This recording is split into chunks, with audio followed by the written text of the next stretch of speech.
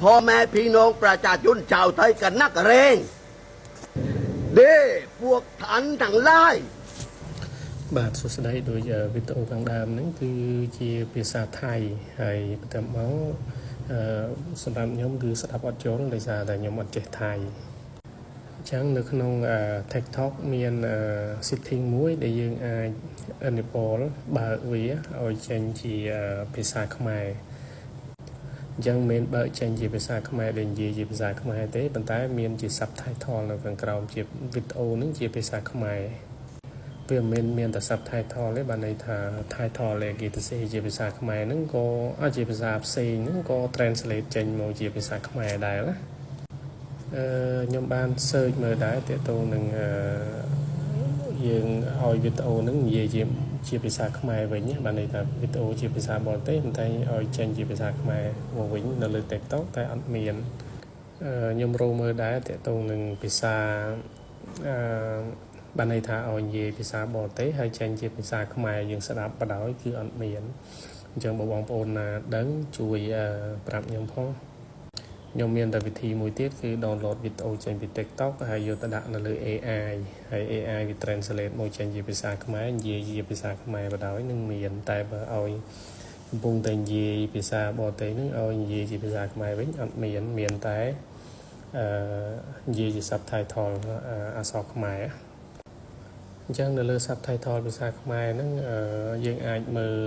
ពេលគាត់និយាយគឺវា load ពេលភាសាផ្សេងមានតែភាសាថៃមានភាសាជាច្រើនដែលយើងអាច David translate មកចេញជាភាសាខ្មែរជា subtitle អញ្ចឹងបើសិនជាយើងមើលអត់ទាន់យើងអាច scope សិនទៅមើលរួចហើយយើង play វាតទៅទៀតទៅដើម្បីយើងយល់ពីភាសាថៃឬក៏ភាសាផ្សេងដែលយើងចង់យល់នៅក្នុងវីដេអូហ្នឹងណាអញ្ចឹងរបៀបធ្វើគឺយើងចូលទៅតាមវីដេអូនេះទៅខ្ញុំនឹងបង្ហាញ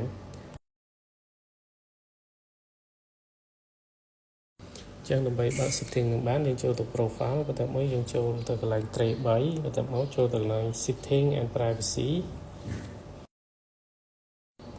រួចហើយយើងអូខ្ចោះមកក្រោមមើលកន្លែង language នេះចូលកន្លែង language នេះហើយយើងបើកទៅមើលកន្លែង translate to into នេះយើងជ្រើសរើសយកជាភាសាខ្មែរចឹងយើងចុចកន្លែង translate into នេះមកនេះកន្លែង translate into នេះមករួចហើយយើងអូវាមកនេះកន្លែងភាសាខ្មែរហ្នឹងយើងចុចទៅជាភាសាខ្មែរវិញរួចហើយយើងចុចដានដោយសារតែខ្ញុំបើកហើយអញ្ចឹងខ្ញុំចុចបែកមកវិញហើយយើងចូលទៅមើលវីដេអូថៃវីដេអូដែលនិយាយថៃហ្នឹងថាវា translate អត់ឥឡូវបងប្អូនអាចមើលបានយើងមុននឹងនេះយើងចូលកន្លែង see original នេះបើសិនជាយើងចង់បិទកន្លែង translate នេះតែបើសិនជាយើងបើកគឺយើងចូលតែកន្លែង see translate អញ្ចឹងបន្ទាប់ពីយើងបើកហើយគឺ subtitle នៅលើ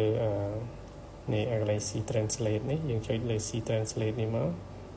ខ្ញុំចុចបាត់ឥឡូវខ្ញុំចុចបើកវិញហើយអញ្ចឹងយើងនឹងឃើញ subtitle នៅខាងក្រោមហ្នឹងជាភាសាខ្មែរ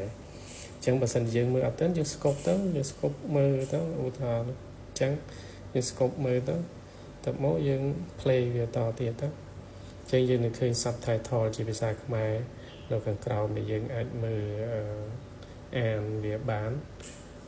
ដោយយើងអត់ចេះភាសាថៃតែយើងអាចអានបានជាភាសាខ្មែរអញ្ចឹងខ្ញុំដឹងតែប៉ុណ្ណេះទេហើយអ្នកដែលដឹងហើយអាចអូកំឡងអ្នកដែលមិនទាន់ដឹងអាចចូលទៅសាកមើលទៅ